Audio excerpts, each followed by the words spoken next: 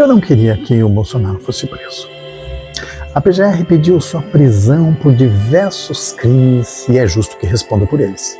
Mas se eu pudesse escolher, preferia que não tivesse chegado a esse ponto. O que eu queria? Eu queria que os pastores que subiram em palanques ao lado dele tivessem subido no púlpito para pregar o evangelho e não para manipular o povo em nome de uma fé distorcida. Queria que no auge de uma pandemia mortal, estes pastores tivessem protegido suas ovelhas ao invés de forçar a abertura dos templos, apesar de que isto revelou o que realmente valorizam.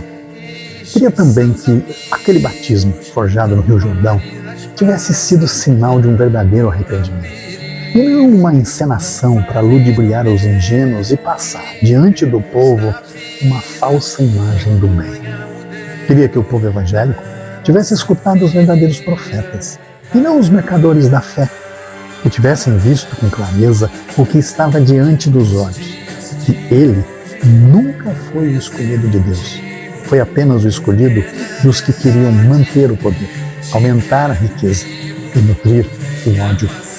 Queria que a imprensa, ao invés de agir como sua assessoria de campanha, tivesse cumprido o seu papel, mostrar a farsa e não escondê-la, revelar não apenas suas limitações como homem público, mas também o quanto a sua atuação no legislativo por décadas foi insignificante para o país, socialmente ameaçadora, sustentada por alianças perigosas e discursos repletos de linguagem violenta. Isso, talvez, tivesse evitado que hoje tivéssemos um Congresso transformado em abrigo de mais de 100 investigados por crimes. Só em seu partido, quase metade dos deputados defensores da família têm denúncias na justiça. Não teríamos um orçamento secreto que deixe um rastro de corrupção e desperdício com o dinheiro público. Queria que quando ele exaltou um torturador no plenário, a sua carreira política tivesse acabado ali, mas não. A omissão dos que diziam defender a democracia, mas estavam sedentos por poder, permitiu que a tragédia seguisse o seu curso. E foi assim que perdemos mais de 700 mil vidas.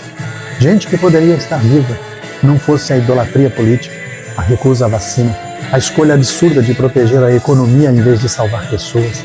E agora, de forma cruelmente irônica, muitos ainda dizem que se destrua a economia, desde que ele seja salvo da prisão. Eu não queria que ele fosse preso. Queria que ele nunca tivesse tido poder. Assim o Brasil teria sido poupado de um luto tão cruel e tempos tão sombrios. Mas já que o tempo não volta, que tenha servido de lição. A vida é feita de escolhas, e mesmo sabendo disso, eu ainda continuo querendo coisas. Quero que quem ainda o defende tenha coragem de olhar para dentro, que investigue o próprio coração e se pergunte por que ainda sustenta mentiras, por que prefiro crer que ele é apenas um cidadão incompreendido. Quero que essas pessoas escolham a verdade, mesmo que doa, porque só com humildade os olhos se abrem.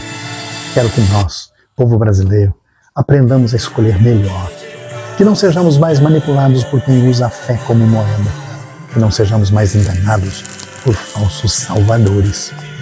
Quero que a gente volte a ouvir o que importa, o coração do Brasil, que pede pão com dignidade, paz entre os irmãos e justiça que alcance a todos.